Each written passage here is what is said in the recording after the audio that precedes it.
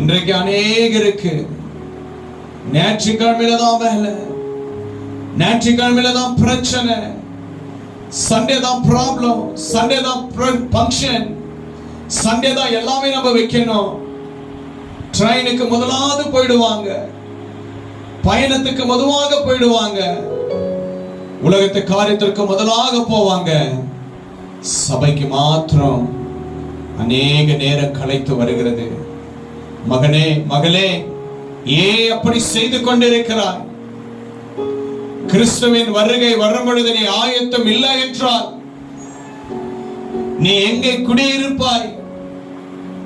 தேவன் உன்னை நேசிக்கிறவராயிருக்கிறார், இயேசு உன்னை நேசிக்கிறவராயிருக்கிறார். எனக்கு அன்பான தேவச்சனமே, ஞாயிற்றுக்கிழமையிலே கர்த்தரை மாத்திரம் நாம் ஆராதிக்க இந்த நேரத்தை கொடுத்திருக்கிற இந்த நேரத்தை கரெக்டாக அந்த நேரத்தோடு ஆண்டவரை ஆராதிக்க வேண்டும். அவர் நம்மளை மேய்க்கிற நல்ல மேய்ப்பராய் இருக்கிறார். எவ்வளவு ஆசீர்வாதமான வார்த்தைகள், எவ்வளவு பலப்படுத்துகிற ஆசீர்வாதங்கள் பாருங்க. அங்க 4ஆம் வசனம், அவர் வாசல்களில் துதியோடு அவர் பிரகாரங்களில்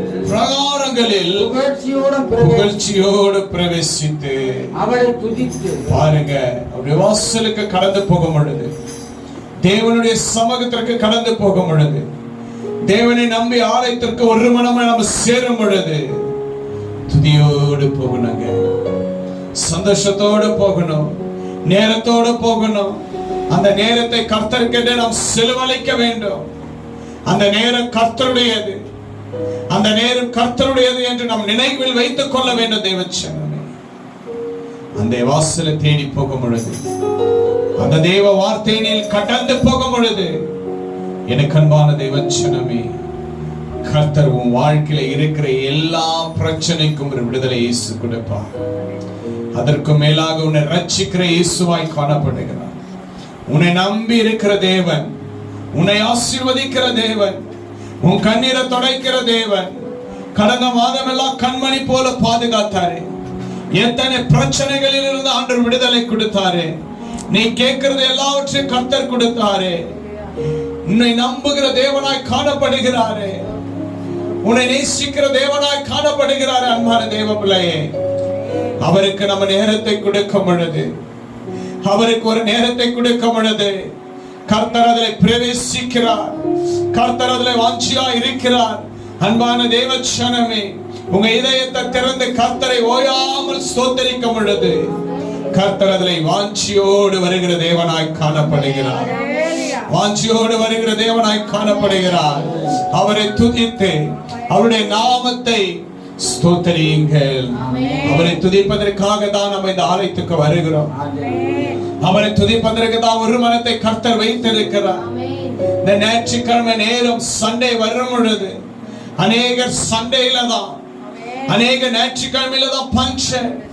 தேவனை மறந்து போயிடுறாங்க, தேவன் செய்த நன்மைகளை மறக்கிறாங்க.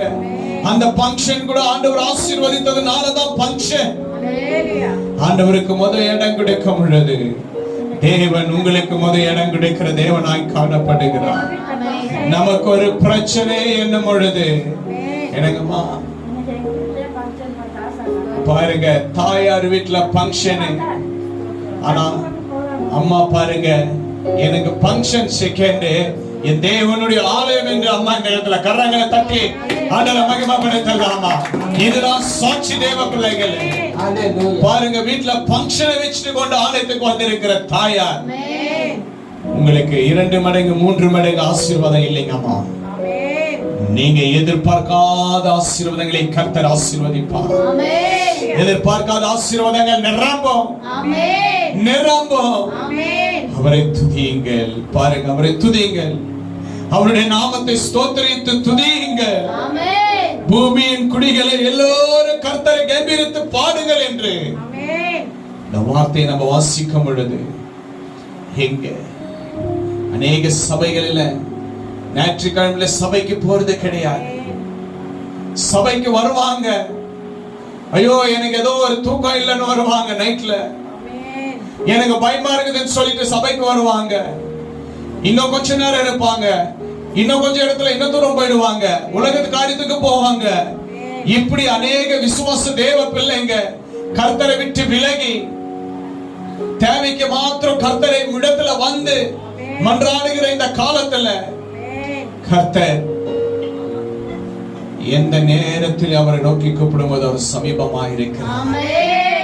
எனக்கு அன்பான தேவ பிள்ளைகளே, நம் சமயத்திற்கு மாத்திரம் தேவனை தேடுவதல்ல, எக்காலத்திலும் நான் ஸ்தோத்திரிப்பேன், எக்காலத்திலும் நாம் ஸ்தோத்திரிப்பேன். ஆண்டவரே ராஜா, சபையை தேடி வரணும், இயேசுவுடைய அபிஷேக வல்லமையை பெற்றுக்கொள்ளணும். ஏதோ ஒரு ஆபத்து வரும்பொழுது தேவனை தேடி வருகிறது சபை அல்ல. நல்லாக கவனிக்க வேண்டும். பாருங்க, பூமியின் குடிகளை எல்லோரும் கர்த்தரை கம்பீரித்து பாடுங்க, அவரை கம்பீரித்து பாடணும். உன் வாழ்க்கையில எவ்வளவு பிரச்சனைகள் காணப்பட்டாலும், உன் வாழ்க்கையில அநேக சோர்வுகள் காணப்பட்டாலும், நீ ஆராதிக்கிற தேவனை ஒருபோது நீ மறக்க கூடாது. தேவச்சே, நீ மறக்காம ஆராதிக்கும் பொழுது கர்த்தர் உனக்கு வெற்றியை கொடுக்க வல்லவராக இருக்கிறார். அவர் நேற்றும் இன்றும் என்றும் மாறாத தேவன்.